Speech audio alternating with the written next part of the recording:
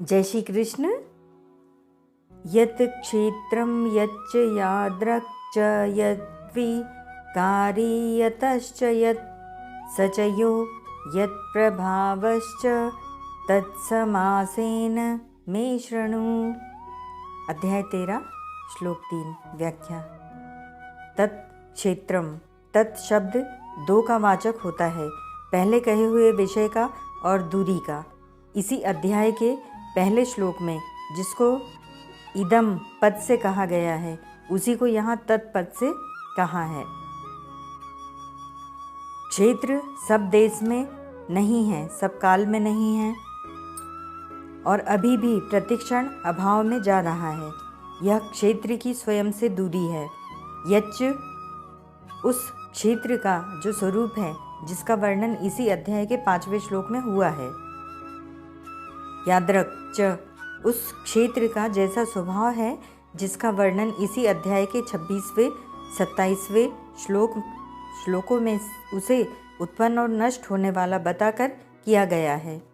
यद्विकारी, यद्यपि प्रकृति का कार्य होने से इसी अध्याय के 5वें श्लोक में आए 23 तत्वों को भी विकार कहा गया है, तथापि यहाँ उपर्युक्त पद से क्षेत्र, क्षेत्रज्ञ के माने हुए संबंध के कारण क्षेत्र में उत्पन्न होने वाले इच्छा, द्वेष आदि विकारों को ही विकार कहा गया है, जिनका वर्णन 6ठे श्लोक में हुआ है।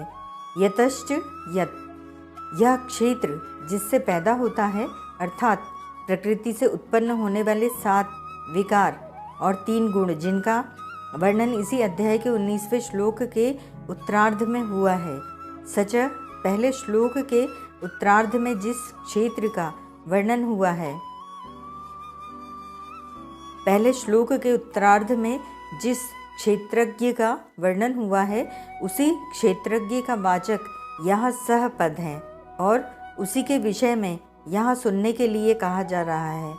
यह इस क्षेत्रज्ञ का जो स्वरूप है, जिसका वर्णन इसी अध्याय के 20वें श्लोक के उत्तरार्ध में और 22वें श्लोक में किया गया है। यत् प्रभावश्च, वह क्षेत्रज्ञ जिस प्रभाव वाला है, जिसका वर्णन इसी अध्याय के 31वें से 33वें श्लोक तक किया गया है। तत्समासेन में शृणु, यहाँ तत्पद के अंतर्गत क्षेत्र और क्षेत्रज्ञ दोनों को लेना चाहिए। तात्पर्य है कि वह क्षेत्र जो है, जैसा है, जिन विकारों वाला और जिससे पैदा हुआ है।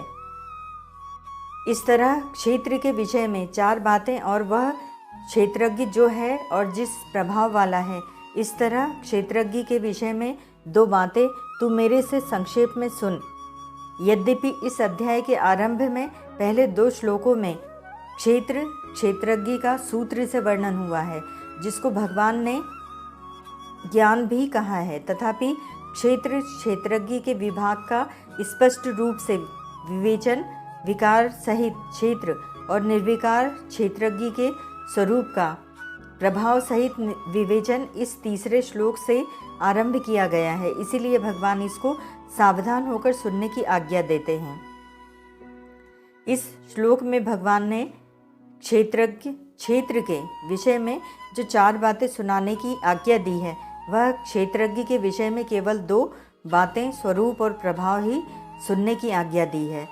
इससे यह शंका हो सकती है कि क्षेत्र का प्रभाव भी क्यों नहीं कहा गया और साथ ही क्षेत्रज्ञ के स्वभाव, विकार और जिससे जो पैदा हुआ, इन विषयों पर भी क्यों नहीं कहा गया। इसका समाधान यह है कि एक क्षण भी एक रूप में स्थिर न रहने वाले क्षेत्र का प्रभाव हो ही क्या सकता है। प्रकृतिस्थ संसारी पुरुष के अंतःकरण में धनादि जड़ पदार्थों का महत्व रहता है, इसीलिए उसको संसार में क्षेत्र का, धनादि जड़ पदार्थों का प्रभाव दिखता है।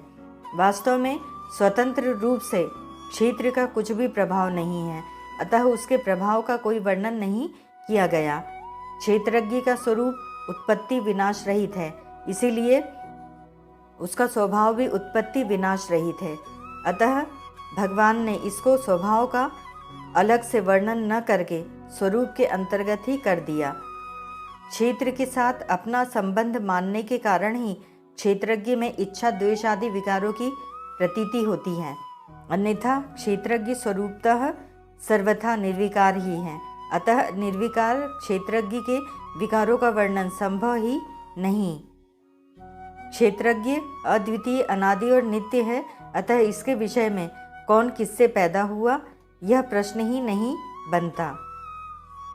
परिशिष्ट भाव भगवान के द्वारा तत्समासेन में शरणु कहने का तात्पर्य है कि साधक के लिए ज़्यादा जानने की जरूरत नहीं है। ज़्यादा जानने में समय तो ज़्यादा खर्च होगा पर साधन कम होंगे।